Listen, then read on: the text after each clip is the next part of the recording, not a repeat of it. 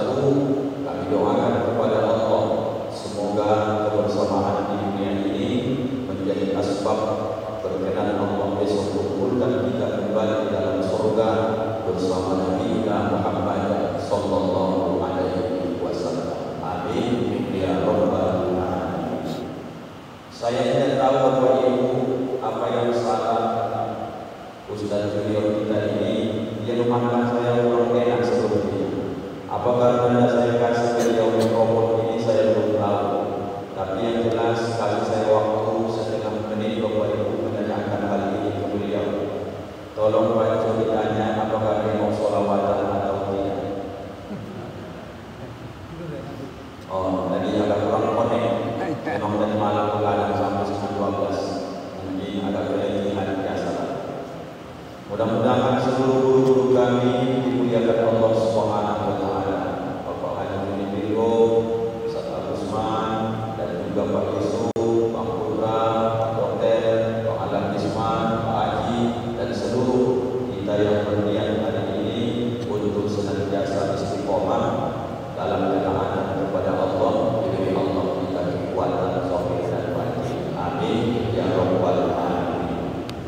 kabar ibu-ibu? Sehatnya semua? Alhamdulillah. Bapak-bapak sehatnya? Alhamdulillah.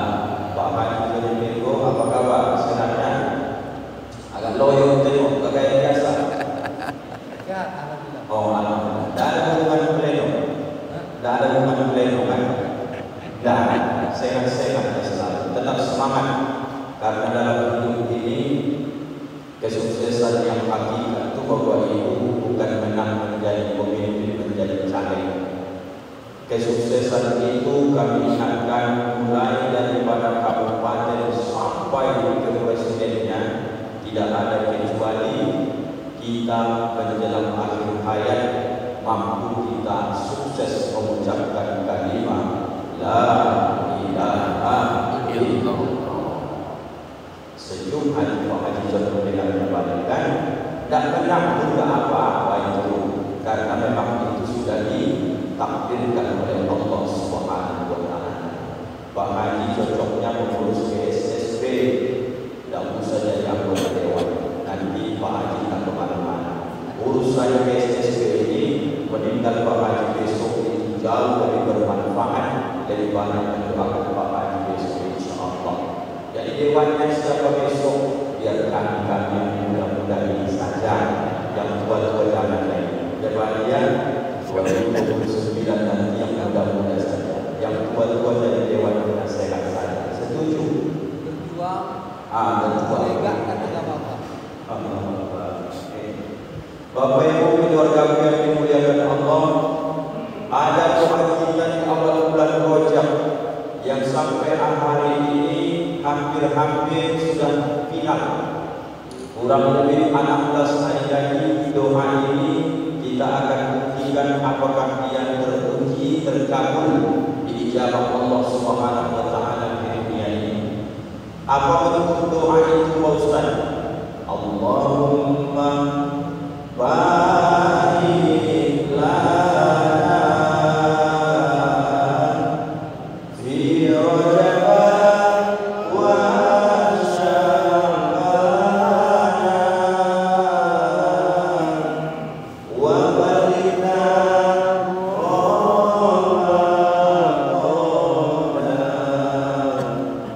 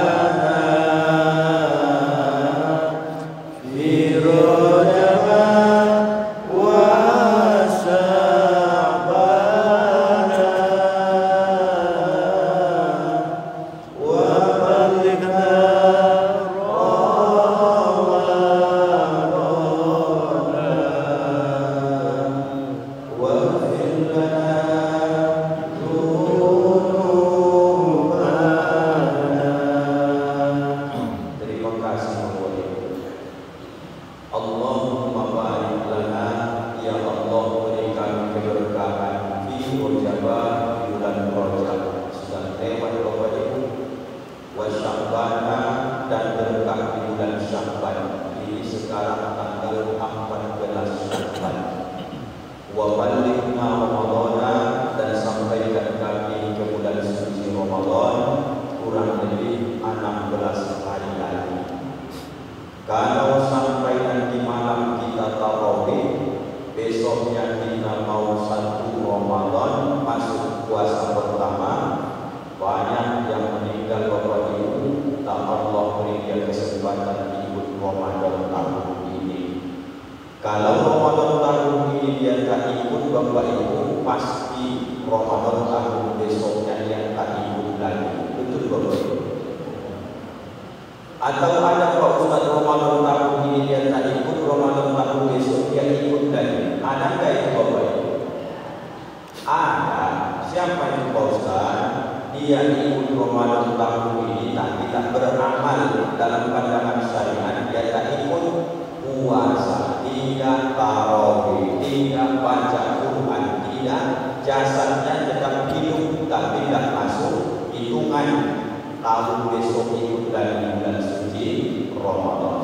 Waghfir lana dzunubana, dan ampunkanlah dosa-dosa kami. Mudah-mudahan Bapak Ibu doa ini dari awal Rajab sampai hari ini sudah 14 Syawal. Moga-moga kita yang hadir di rumah Allah Masjid Al-Ghufran ini, Allah bertemukan kita dengan Ramadan tahun ini dan tahun-tahun berikutnya. Amin. Ya Rabbal Alamin. Pertanyaan sama ibu, kira-kira menurut ibu Ramadan itu yang mendatangi kita atau kita yang mendatangi Ramadan? Ramadan mendatangi kita. Oh, memang kalau agak kantuk payah menjawabkan. Tanya sekali lagi ya Bu. Kira-kira menurut ibu-ibu Ramadan itu yang mendatangi kita atau kita yang mendatangi Ramadan? Bagaimana Bu? Ramadan yang Datang. Kalau menurut bapak-bapak, kita yang mendatangi Ramadan atau Ramadan yang mendatangi kita? Ramadan mendatangi kita. Nah, supaya jangan ini jawabnya mudah nanti Bapak Ibu. Ini penceramah ini Ustaz Jodilang Putih. Tiba-tiba Bapak Ibu habis ceramah ini saya meninggal. Cepat kali Pak Ustaz, tidak apa-apa. Biar aku saja contohnya. Tapi kalau Bapak Ibu langsung ganti dengan nama yang sama, karakter berbeda. Habis tausiah subuh ini Pak Haji Joni Birko mati, meninggal. Contohnya, contoh yang kemarin tidak bercontoh. Kira-kira kalau Pak Haji John habis subuh ini meninggal, apakah ada aturan undang-undang yang membuat Ramadan tahun ini ditunda? Ada nggak Bapak Ibu? Disebabkan karena tokoh masyarakat bernama Pak Haji John Birko telah meninggal 14 Syawal, maka Ramadan tahun ini ditunda. Ada nggak Bapak Ibu? Rupanya ada nggak ada kita Bapak Ibu di dunia ini Ramadan tiap tahun akan tetap datang. Maka Bapak Ibu tak usah terlalu pede. Aku Pak Ustaz tak mau beramal, terserah. Aku tak mau ke masjid, monggo silahkan. Aku tak mau baca Quran Pak Ustaz, lanjutkan saja. Yang jelas kamu akan mati. Ada nggak ada kita di dunia ini lagi sebelum dunia kiamat, maka hari ini akan tetap berputar. Asal sudah diputarkannya lagi Nabi dari Muharram, Safar, Rajab, Sya'ban, masuk lagi terus sampai Zulhijjah putar bulan 12. Ada nggak ada kita di dunia ini Ramadan tiap tahun tetap akan datang. Jelas Bapak Ibu. Jadi sejauh ini kalau ditanya orang kita yang mendatangi Ramadan atau Ramadan yang mendatangi kita, apa jawabnya? Ramadan mendatangi kita. Ramadan itu yang datang ke kehidupan kita. Kalau masih hidup, hadir dia. Dan hidup kita lagi, berarti kita tak punya kesempatan dalam hal itu. Jelas Bapak Ibu? Ayo Bapak Ibu kita manfaatkan kesempatan ini. Ada orang berkata umur itu adalah kesempatan. Kata para ulama, kesempatan apa Pak Ustaz? Sudah menilainya Bapak Ibu. Kalau kalian dulu, ini saya sebut. Kalau saya hari ini Bapak Ibu meninggal dunia, maka kemudian berarti yang habis itu adalah ajal apa umur? Umur habis. Kalau saya hari ini habis ceramah, kemudian Bapak Ibu meninggal dunia, yang habis sama saya itu ajal apa umur? Coba ini Pak Yusuf. Ajal apa umur Bapak Ibu? Nanti terjawab itu ya Bapak Ibu ya. Yang jelas ini dulu ya. Kalau saya hari ini Bapak Ibu meninggal, maka garis bawahi kesempatan saya untuk menambah amal saya tidak ada lagi. Sampai situ dulu ya. Nanti kita jelaskan ajal dan umur. Saya nanti duha tak bisa lagi menambah sholat duha saya karena saya sudah meninggal. Saya ingin menambah khatam Quran saya, baca Quran saya tak bisa lagi karena saya sudah meninggal. Atau saya ingin menambah infak dan sedekah saya secara pribadi saya tak bisa lagi kecuali dibantu sama Bapak Ibu.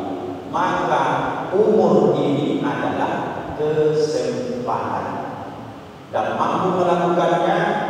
Kata Ali bin Abi Thalib bahwa waktu umur ini adalah kasai seperti pedang, bisa kau gunakan bermanfaat dan bisa kau gunakan engkau yang dipotongnya.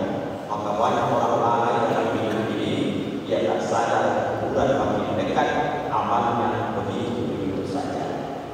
Bapak Ibu, insya Allah nanti malam kita akan memasuki nisfu Sya'ban. Nisfun itu bahasa Arab artinya setengah separuh. Kenapa diartikan dia separuh Pak Ustaz? Karena tidak akan pernah berubah. Itu tanggalnya 15 Sya'ban. Dari mana Ustaz ambil tanggal 15 ini setengah? Setengah dari karena satu bulan Hijriah itu lebih sering angka 30 dibandingkan angka 29. Kalau Masehi Januari Februari kadang pernah Februari 27, pernah juga 28, pernah juga 30 dan pernah 31. Khusus kalender Hijriah tidak akan pernah 27, 28 apalagi 31. Permainan Hijriah hanya 2 saja. Kalau enggak 29 hari, 30 hari. Bapak Ibu yang sudah tua-tua ini, sudah berapa kali Bapak Ibu lewat Ramadan, kita pasti puasanya itu hanya 2 saja bergeser. Kalau enggak 29, pasti 30. Dan pernah orang puasa Ramadan itu 27, 28 apalagi 31. Mainnya 29, 30. Oleh karena sebulan itu yang sering 30 dibagi 2 Bapak Ibu, angka 30 ini separuh dari 30 adalah angka 15. Bahasa Arab setengah nisfun, nama bulannya Sya'ban. Maka dibuatkan bahasanya dengan malam nisfu Sya'ban. Apa kata Imam Ghazali? Nisfu Sya'ban ini menentukan nanti setahun akan datang. Maka Sya'ban itu ada ulama mengartikan adalah tempat berkumpul dan berpencar. Apa yang berkumpul, apa berpencar Ustaz? Penentuan amal dikumpulkan, berpencarnya orang dulu asal bulan Sya'ban, terjepit antara Rajab bulan mulia dan Ramadan juga bulan mulia, di tengahnya Sya'ban. Maka Sya'ban itu biasanya musim kemarau, orang jahiliyah dulu asal bulan Sya'ban berpencar mencari air waktu menikah. Itu sejarah singkat tentang Sya'ban. Karena Bapak Ibu nanti malam-malam penentuan kita ini sampai setahun akan datang menurut sebagian ulama yang sepakat silahkan amalkan, ini bukan hadis Nabi tapi ini pendapat para ulama. Yang tidak sepakat pun tidak apa-apa karena ini hukumnya sifatnya anjuran saja. Amalkan bagus, tak amalkan pun tak apa-apa. Hari ini ada Bapak Ibu yang puasa. Kalau puasa Bapak Ibu semua, alhamdulillah lah. Sarapan sama kami semua nanti kita dulu. Kalau untuk bukaan tidak cocok dulu Bapak Ibu, yakinlah pasti basi kok. Bapak Ibu yang puasa hari ini lanjutkan puasa 14 Sya'ban. Tadi malam kami sudah diumumkan dengan Hidayah. Hari ini puasa.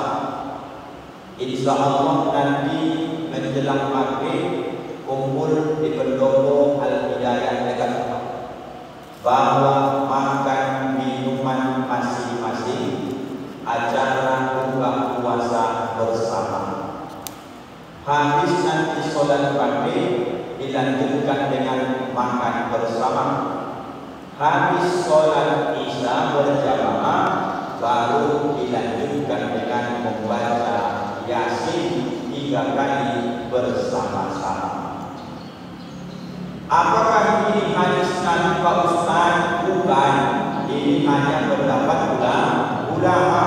Maka sifatnya anjuran, yang mau amalkan boleh dan mau diamalkan pun tak berdosa. Maka kaji kita suruh ini membedah Yasin yang 3 ini supaya ayat ibu bahwa orang tuaku keluargaku termotivasi. Jangan lewatkan malam nisfu Sya'ban ini. Tidak ada amal yang menonjol dibanding dengan hari-hari atau bulan-bulan yang lain. Seafdolnya Bapak Ibu baca Yasin ini habis maghrib. Kalau mampu Bapak Ibu di atas Yasin ini, nanti malam mestinya Bapak Ibu potongkan Quran ini. Tapi menengok muka Bapak Ibu, tak yakin saya Bapak Ibu bisa nanti malam potongkan ini. Jangankan Bapak Ibu, saya pun tidak ada berniat sama sekali nanti malam baca Quran dari juz 1 sampai juz 30. Karena kita tahu kelemahan kita, maka kau ambil di bawahnya apa yang disebut dengan qalbul Quran, hatinya Al-Quran. Bacalah surah Yasin. Aku Pak Ustaz kalau baca Yasin 83 ayat panjang kali kurasa. Adakah siluk keringanan Pak Ustaz? Ada. Baca saja Ummul Quran surah Al-Fatihah. Al-Fatihah itu 7 ayat Pak Ustaz, panjang kali. Aku mau yang lebih pendek lagi. Ada Pak Ustaz? Ada. Qul huwallahu ahad. Itu pun boleh. Ini Pak Ustaz sudah biasa kali lah, agak-agak sedikit menantang lah. Al-Mu'zatain, Qul a'udzu birabbin nas, Qul a'udzu birabbil falaq. Itu kepanjangan Pak Ustaz. Kasihlah dulu Pak Ustaz yang mungkin aku tidak terlalu berat dan tidak menghafal. Ada Pak Ustaz? Ada lah. La haula wa la quwwata illa billahil aliyyil azim. Mengajukan ketidakmampuan diri kepada Allah karena kita ini lemah, hanya bersandar kepada Allah. Nanti Bapak Ibu mau berjamaah silakan, mau sendiri di masjid bacanya silakan, atau habis maghrib Bapak Ibu pulang ke rumah bacanya di rumah pun silakan. Insya Allah semua kita ini sudah seringnya baca Yasin, pemahamannya saja yang beda-beda. Maka dibuat kesimpulan, apakah hukum membaca Quran? Bagus. Ada kali baca Quran Pak Ustaz? Banyak. Bacakan satu. Iqra'ul Qur'ana, kata Nabi, bacalah Al-Quran. Fa innahu ya'ti yaumal qiyamah syafi'an li ashabi. Karena orang yang baca Quran di dunia ini nanti akan menjadi syafaat penolong Al-Quran ketika di hari kiamat. Maka kau usah dipermasalahkan lagi tentang baca Yasinnya. Kamu baca apa tadi? Tabarok. Tidak ada dalil baca Tabarok. Kau baca Yasin tadi? Tidak ada dalil baca Yasin. Kau baca apa tadi? Suratul Ikhlas. Tidak ada dalil membaca Suratul Ikhlasnya. Yang ada dalilnya baca Quran. Yasin itu Quran atau tak apa itu? Quran lah. Baca sajalah, berpahala itu. Itulah kira-kira.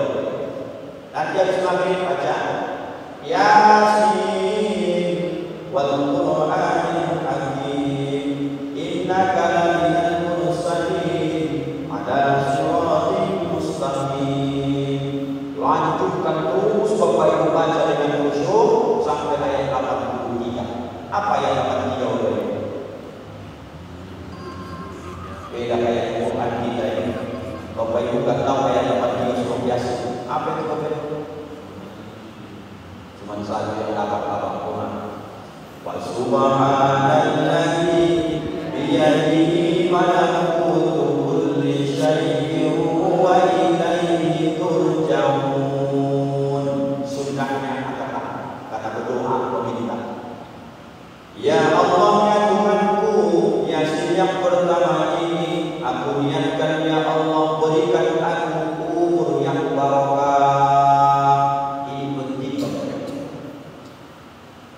Kita kembalikan pertanyaan tadi.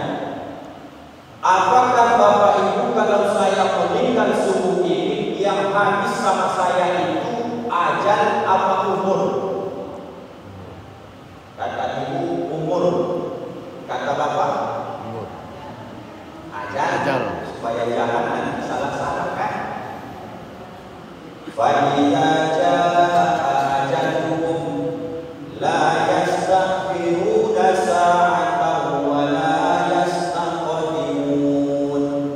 Maka apabila datang masa tiba waktu ajal kata Allah, la yastakhiruna sa'atan, tidak bisa dimundurkan sedetik pun, wa la yastaqdimun, tak bisa dimajukan barang sedetik pun. Berarti Bapak Ibu, kalau ajal ini hendaknya bisa ditunda, dan usah bilang kita request, kita percepat. Ada orang Pak Ustaz pengen ajalnya ditunda, adalah siapa ini? Orang kafir. Dia ingin hidup di dunia ini 1000 tahun. Orang Islam ada yang mau ditunda ajalnya Pak Ustaz? Banyak. Apa sebab? Karena terlalu cinta kepada dunia. Ya Allah, kalau aku bantu sini jangan kau matikan aku dulu. Masih banyak cita-cita belum terpenuhi. Rumah belum siap pondasi, tanah juga belum terbeli, sawit belum berbuah pasir. Tunda dulu kematian ya Allah. Ini la yastaghfirun, minta ditunda. Ada juga orang yang Bapak Ibu pengen dia cepat mati, putus asa karena susahnya hidup, karena tekanan hidup, banyak hutang, maka kemudian dia doa sama Allah, ya Allah, daerah mana malaikat maut itu, kok gak jumpa kami, aku dah ada dari semangat hidup di dunia ini, tolong matikan aku ya Allah. Kata Allah, belum tiba masa, dapat kau mati saja. Maka prinsip hidup cuma dua. Sesenang-senangnya Bapak Ibu hidup hari ini di dunia ini serba berkecukupan.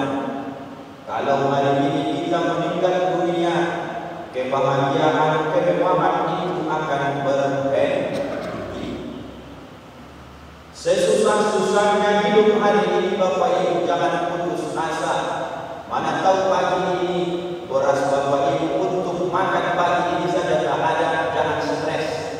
Karena Bapak Ibu kalau meninggal hari ini, kemelaratan, kesusahan itu akan berakhir. Itu Bapak Ibu. Makan mati saja. Dan lama-lama ini paling 70 tahun. Habis itu pindah tempat. Kalau dari masjid ini Bang Isman menyanyi bahasa. Judulnya tentang selimut putih. Ada di masjid dan ada penyanyi. Biar saja Bapak Ibu terjemahkan ya. Jangan lalai ya. Kalau saya Bapak Ibu meninggal subuh ini, yang habis itu bukan umur, tapi yang habis itu adalah ajal. Ajal itu adalah batas masa tenggang waktu awak hidup di dunia ini. Rajin menusaran putih sholat takkan bertambah ajal. Atau kau tak sholat pun takkan juga dipercepat ajal. Artinya ajal itu disebut perjanjian yang sudah dikontrak, yang sudah disepakati. Kapan itu kau sholat? Waktu sudah rangkul diri kandung ibu saya dulu umur 120 hari. Dalam Quran begitu diminta kesaksian. Bagaimana persaksian tentang masalah ini? Termasuk saksi yang saya tanda tangani adalah, ya Allah, aku minta umurku sekian, umur inilah dikaitkan dengan ajal batas waktu. Aku minta ya Allah, umurku 95 tahun contohnya. Bapak Ibu ingat tak berapa mintaan itu? Tidak ada yang tahu ya? Sama tidak? Aku pun contohkan saja ya. Aku tidak yang tahu, cuma tebak-tebak saja. Rasa-rasanya aku ini sekitar 60-an lah. Nanti Bapak Ibu sampai di angka 60, maka saya ini rajin pun sodako dan bisa bertambah anak satu. Atau berjanjian 60, saya banyak lakukan dosa na'udzubillah, apakah bisa berubah jadi angka 59?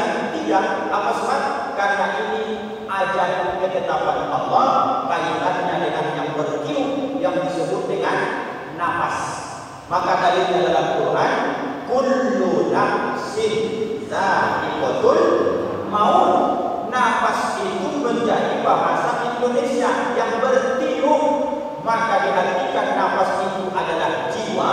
Kalau seorang putih hari ini mati, yang habis itu bukan umurnya, yang habis itu adalah ajalnya. Maka ketika anak ulang tahun, sering Bapak Ibu membaca ataupun menyanyi panjang umurnya, panjang umurnya. Ada orang menghadiri ulang tahun dia ngomong panjang ajalnya, panjang ajalnya. Ada begitu Bapak Ibu. Kenapa nggak disebut ajal yang disebut umur? Karena Bapak Ibu yang dimuliakan Allah, umur itu kaitannya dengan amal. Ini kalau sempat Bapak Ibu pertapakan Masjid Al-Ghufran ini, ada yang mewakafkan, atau dia tak mewakafkan, mungkin bayar separuh, atau mungkin Bapak Ibu tak ikut wakaf tapi ikut bangun bisnisnya 2-3 sak semen. Usaha putih menyumbang 1 sak semen untuk Masjid Al-Ghufran. Alhamdulillah, mudah-mudahan diterima Allah. Begitu saya menyumbang 1 sak semen, saya meninggal. Kalian antara saya simpang masuk, pindahlah rumah saya. Biasa depan kantor jangan geser sedikit ke simpang masuk. Artinya saya mati. Apakah umur saya sudah habis Bapak Ibu? Jawabnya, umur saya tak habis, ajal saya yang habis. Dalilnya apa Ustaz? Karena umur kaitan dengan amal. Banyak orang yang sudah 10 tahun jasadnya ditimbun di tanah, amalnya, umurnya masih ada di dunia ini. Ayatnya atau hadisnya lebih mudah, namanya sodaqatun jariyatun, sedekah yang mengalir. Jadi bolehnya kita meninggal nanti umur 60 tahun, tapi umur kita 2000 tahun. Ada dua Bapak Ibu. Ada orang meninggal 30 tahun, umur amalnya sampai 200 tahun. Maka dalam hadis riwayat Ibnu Majah, hanya 2 orang di dunia ini orang yang sangat cerdas. Siapa orang yang sangat cerdas di kata Nabi? Yang pertama adalah orang yang paling banyak mengingat mati, yang kedua dan yang paling banyak mempersiapkan bekal untuk mati. Salah satu bekalnya adalah banyakkan infak sedekahmu, jasadmu ditimbun tanah, amalmu di dunia ini tetap transfer pahala. Inilah dia orangnya. Bahagialah Bapak Ibu yang ikut andil dalam pembangunan masjid, MDA, sarana-sarana yang mempergunakan masyarakat tanda petik dalam kebaikan. Itu menjadi umur Bapak Ibu setelah kita mati. Jelas Bapak Ibu. Jadi kalau ditanya anak kita, apa beda ajal dengan umur? Jawab, ajal itu sudah ditentukan Allah. Kalau umur mah itu bisa panjang, bisa pendek. Oh itu yang mati ya. Ada orang hidup di dunia ini dijumpai 90 tahun, tapi umurnya hanya 10 tahun.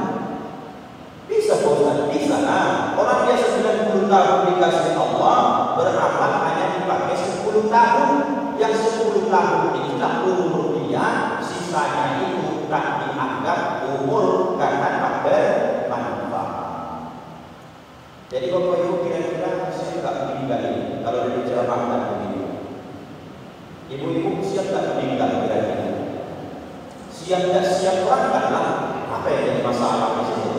Yang penting siapkan bekalnya itu saja. Saya sangat ngefans dan luar biasa apresiasi sama salah satu tokoh ujung Batu kita ini, Pak Joni Birgoni, Pak Dokter.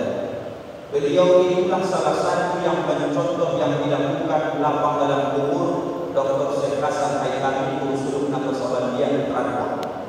Apa itu Pak Ustaz? Beda tipis saja.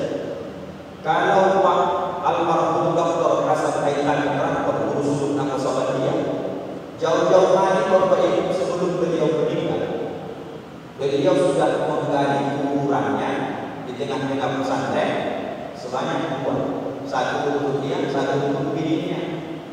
Kemudian setelah kuburan ini digali, dikasihnya pasir.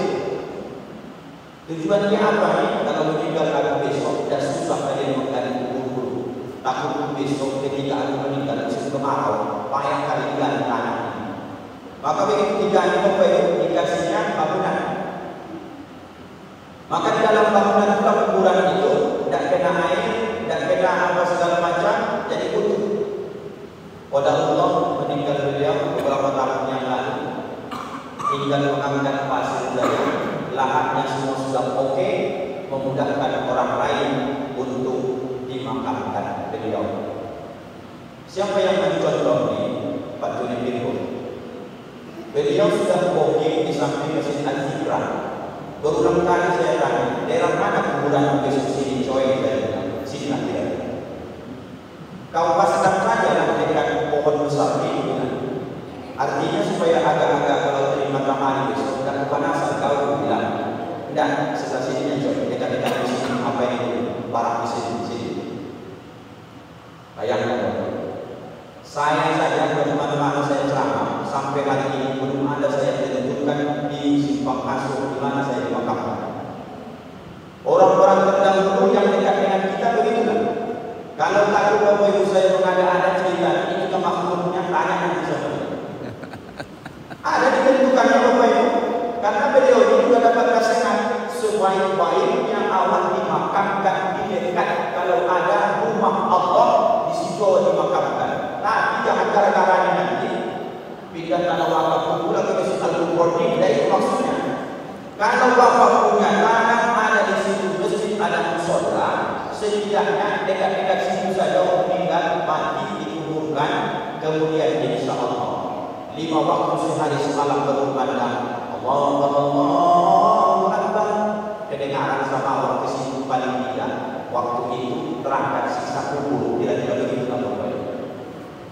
Maka syukurlah Bapak Ibu jangan berpikir nanti kalau tidak bisa macam Pak Haji Jody Pirgo, Pak Dr. Hasan Haitami guru suluk kita, macam saya ini kan tidak punya tanah di Batu di Bapak Ibu. Maka kalau banyak tanah kalian kasih sama kami dulu, payah kami ini ada tanah kami. Artinya bagaimana Ustaz? Saya macam beliau-beliau ini tak mungkin rasanya, ini rasanya. Kata saya perantau, biarlah saya dimakamkan di simpang Masuk. Alhamdulillahnya Pak Haji juga di situ ada Masjid Nurul Islam. Tinggal request saja sama Pak Haji besok, Pak Haji tolong kau buatkan doa itu agar kira-kira 4-5 biji arah ke pemakaman ya.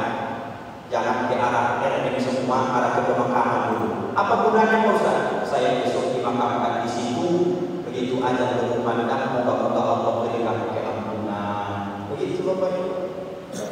Jadi kalau ada tanah Bapak Ibu dekat Al-Qur'an ini, dekat-dekat situ saja booking, tidak apa-apa ya. Asal sepakat masyarakat, itu lebih nyaman dan lebih enak. Dan tanah dari Bapak Ibu, tanyakan sama Pak Haji. Pak Haji berapa makam rencana sebelum? Kita hidup kan pasti mati. Pasti mati, itulah. Jadi yang untuk di dunia ini kita persiapkan, apalagi untuk mati. Untuk Ini maksudnya. betul Bapak Ibu. Berapa makam di situ? Itu nggak ada. 4 Bapak Ibu bisa daftar 1 lagi. Beliau mengajar 2 lagi kuota. Aku 1 besok. 1 lagi kuotanya. Pak Dokter jadi bisa kumpul situ kita. Nanti sudah gampang reuninya, enak. Begitu datang menjaga kawan atas, buka kaki di dananya. Bagi jawab ya. Kalau bukan siapa Tuhan? Aku agak payah menjawab mereka. Kau tanya ke sebelah saja. Ustaz aku yang sini ceramah. Dia tahu nampaknya. Dia ada mewakili. Bisa kira-kira. Jangan main-main dengan malaikat. Yang jelas siapkan ya. Nih. Yasin pertama yang kami Allah berikan aku umur yang barakah. Umur itu kaitannya tahun ini Bapak Ibu mampu gunakan untuk melakukan yang baik, karena terjemah barakah itu salah satunya ziyadatul khair, bertambah kebaikan. Harta dikasih dengan harta bertambah kebaikan, sehat dikasih Allah dengan sehat bisa melakukan kebaikan, jabatan dikasih dengan jabatan bisa kita melakukan kebaikan. Apapun dikasih Allah dalam setahun ini, berkah, jawabannya asal sudah berkah pasti baik. Begitu Bapak. Minta Yasin pertama. Yasin kedua sikit tadi.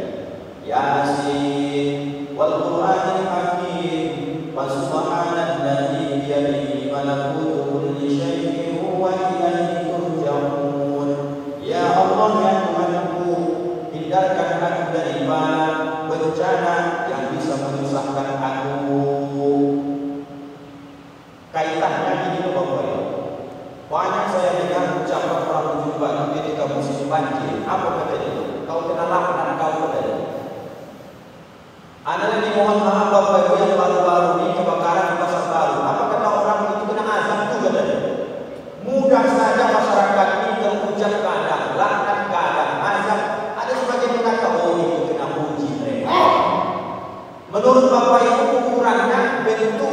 bencana itu atau bentuk dalam diri kita?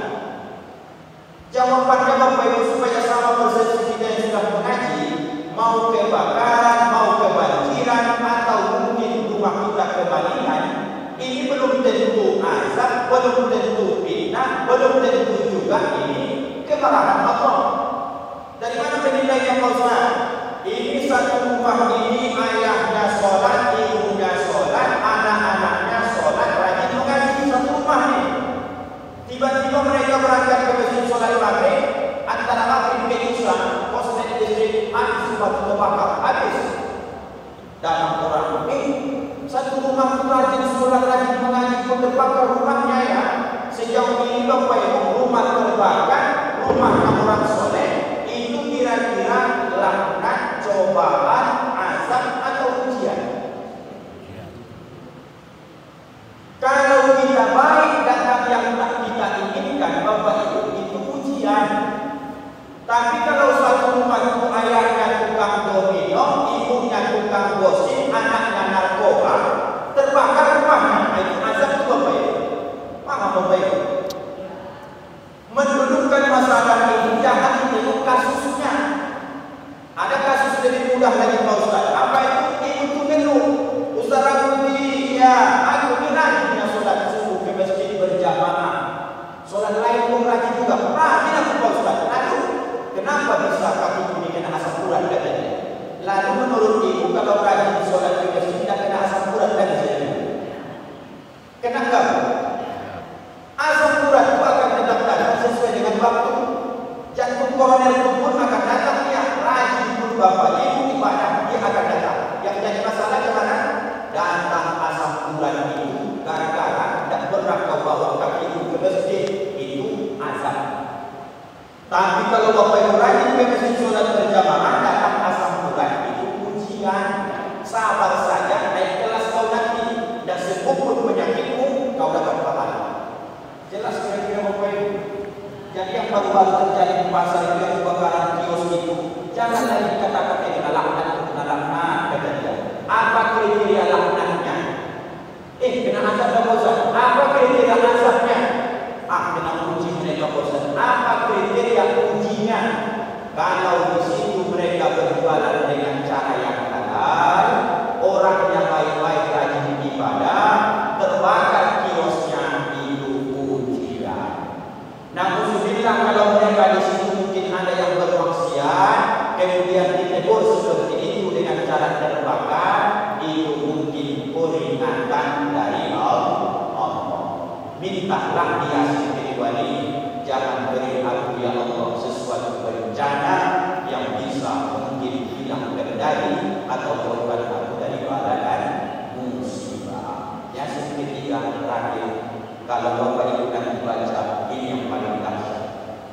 Yasin, Subhanallahi yadihi malakul kulli syai'in wa ilaihi turja'un.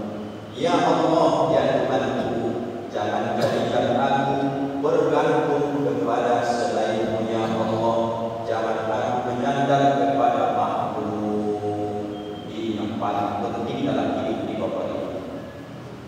Aku biar bicara langsung baptisman, ceritakan dalamnya supaya nampak Bapak Ibu bagaimana sulitnya kalau bergantung kepada makhluk.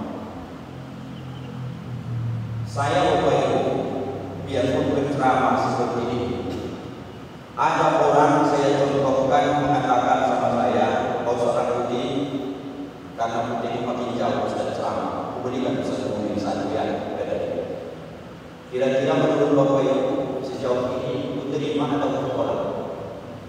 Terimalah. Tolak. Kalau bagi John Dalam begini terimalah katanya. Jadi kajinya begini Bapak Ibu.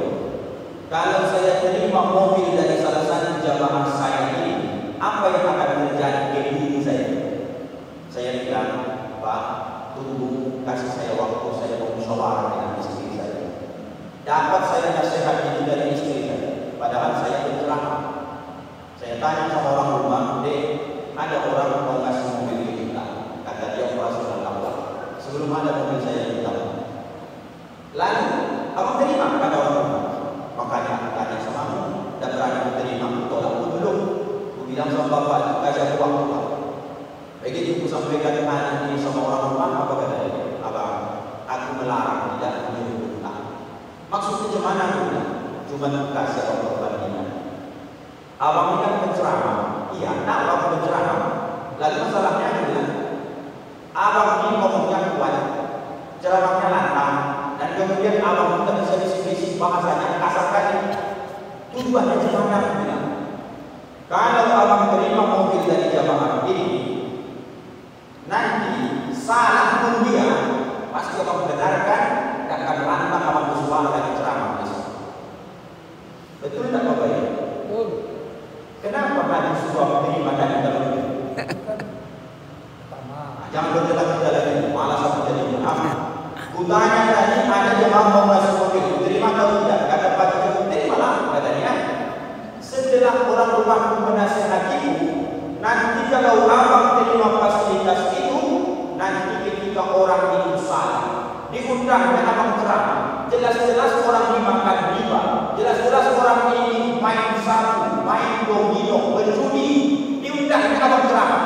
Tapi karena sudah disumpalnya abang dengan satu unit mobil, maka abang benarkan kemaksiatan itu kata orang rumah. Lama saya berpikir, tolak atau terima dibikin. Pada kesimpulannya, saya tolak dengan halus.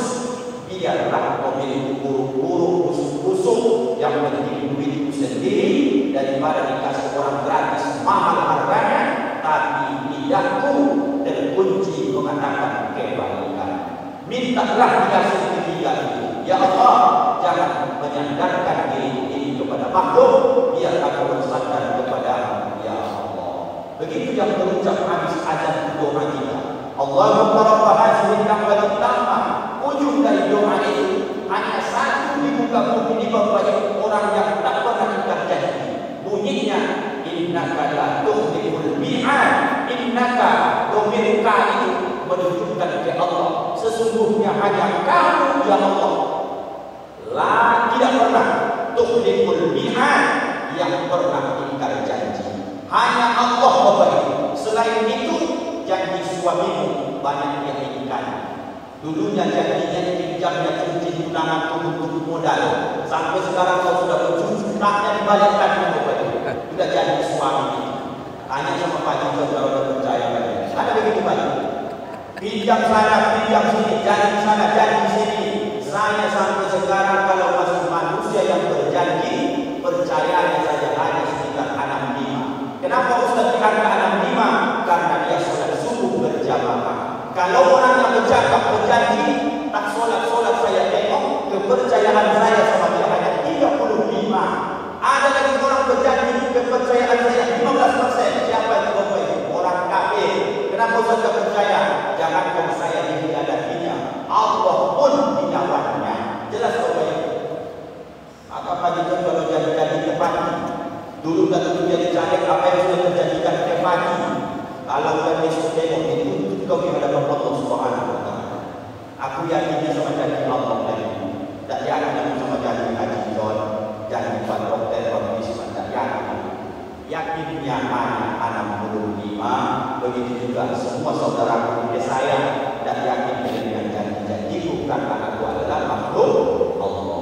Bapak Ibu, menutup kajian kita, ayo kita sandarkan diri kita, urusan kita hanya kepada Allah. Dengan lafaz zikir la haula wala quwwata illa billahil aliyyil azim. Inilah Bapak Ibu kajian kita pada subuh ini. Memang waktu subuh tadi yang agak lama, 6.38 baru selesai.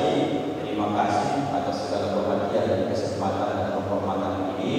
Banyak salah dalam penyampaian ceramah ini, hati tersinggung, penyampaian yang kurang tepat karena kebodohan kami. Tolong Bapak Ibu maafkan Ustaz dunia dan akhirat. Maaf Bapak Ibu.